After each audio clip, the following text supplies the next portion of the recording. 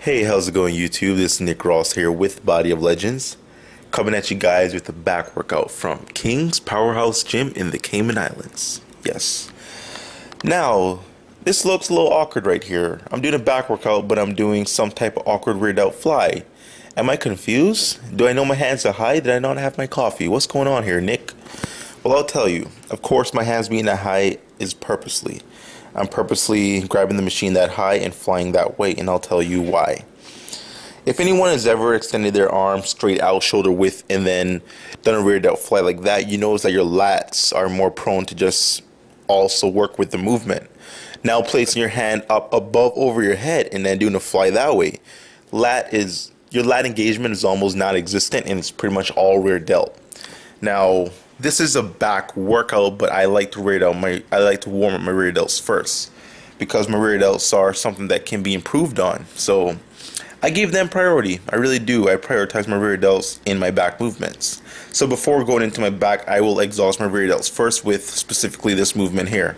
Something I actually learned from Charles Glass, from him training his athletes like Sean Roden, Guy Cisternino, Hidetaka Yamagishi, Flex Wheeler, man. I mean, he's trained the best of the best, and you know, those little things like that, I mean, they will make a difference to your physique because you're not hitting the muscle in a different angle. Hitting the muscle in a different angle meaning that you will possibly engage more muscle fibers. More muscle fibers engage is possibility for also more muscle built. So little things like that, it can make a difference. Now, you might not have to do it every single workout, but you know what? It's something to consider. Moving on now with some Bentover rows. I first did 3 sets, and then I went up to my heaviest set, which is what you're seeing right now, 225. I dropped it, so took off a plate on each side. It was pretty heavy. Sorry about that. It was pretty heavy weight, not gonna lie. I typically stay around 185, but I was feeling pretty strong, so I went all the way up to 225. Got a few sets in. Thank God, about 2 sets of 225. Last set here was a drop set, so you now see me go on with my drop set row. Really try to keep my spine neutral, meaning straight. You know, there really should not be any jerking up and down. You see a lot of people doing Bentover rows and their body just swinging from 90 degrees to 180 degrees, like back and forth through every single rep. Your body should be completely static. That is difficult, and I really don't expect anyone to have a static body while doing that exercise, but that should be your goal, to keep your body completely, not really straight, but very minimal with the swinging so you can engage more lats. Went over to the seated row here, and that is the whole stack there with a 25. My back strength is going through the roof, okay? It is, you know, it is peaking, it is rising. I mean, my strength is just, I don't even know how to put it. Like, I've never felt such fast strength gains in my life. Every lift, and I mean every lift, is going up, and it's not just going up like 1 or 2 little bit. It is extremely rocketing through the stars. Like, I don't even know what to say. The only thing that I can really contribute that to is my diet. I'm very high in vegetables, very high in fruit. I eat so much fiber, I mean, it's not even funny. I get easily 7 to 10 hours of sleep a night, so my sleep is completely adequate. And I train smart. You know, yeah, I'm training heavy, but you know, form is something that I really, truly try to emphasize. No matter what I do, no matter what body part, form is always number one. Form over weight any day.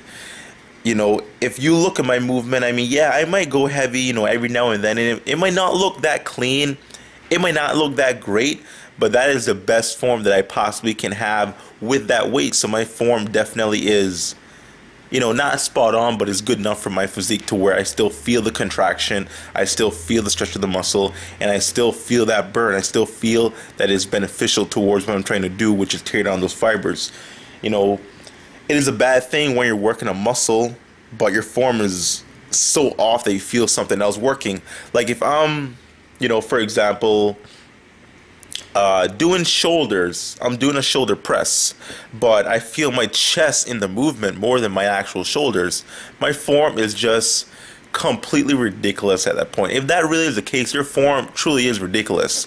You really need to check yourself, drop the weight, or, you know, pay more mind to what you're actually doing with your range of motion or something. Because if you're feeling another muscle while doing a different movement, then yeah, your form is very bad. So, you know, form over weight any day. It truly is important. You see me do a little bit of hamstring work. I did a few deadlifts, you know, stiff-legged deadlifts. Well, not really a stiff leg. My knees were a little bent, but I actually feel more, you know, I feel better stretch actually with my knees slightly bent. I mean, people say stiff leg is better for the hamstrings.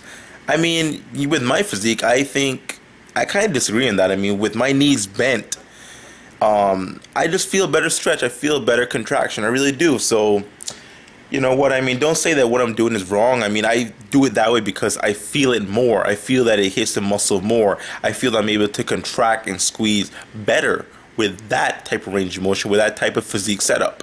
So that's just me. I don't know if anyone else does that, but just me. Right now you're looking at some hamstring curls, you know, focusing on that squeeze, focusing on that stretch, really making sure that the hamstring is working, the hamstring is moving. You know, a lot of times my glutes take over this movement, man. I'm not gonna lie, man. I'm a glute man. My glutes are powerful and they just dominate. Even squats, man, they dominate. So pretty much any leg range of motion that involves quads, hamstrings, and glutes, my glutes will dominate first. So even leg press, man, my glutes will dominate. So I really have to pay mind to the actual muscle that I'm trying to work and really focus on the squeeze and contraction on that muscle particularly. Now, finishing off with the same set of rear delts as you saw before, both little twists. I'm going to take the camera off the little setup that I have there up top. I'm going to take you over to another machine. Now this machine is actually a chest machine, but I used it for my back, and you'll see that in a second. You know, just give the camera a second and just give me a second to set up. Now, typically you would sit on this machine and you would press for your chest, but I am pulling it and standing up. Now, I just feel it, you know, amazingly in my back. I mean, you know, right down the middle of that mid-trap, top of the Christmas tree area. That's where I feel this. That's where I'm contracting and squeezing. I feel that. It is almost tangible to me to actually touch my actual contraction while I'm doing the movement. I mean, it's there. It's powerful. So, you know what? Yeah, the machine's not meant for that, but I use it that way because it works. Thank you, guys. See you next time.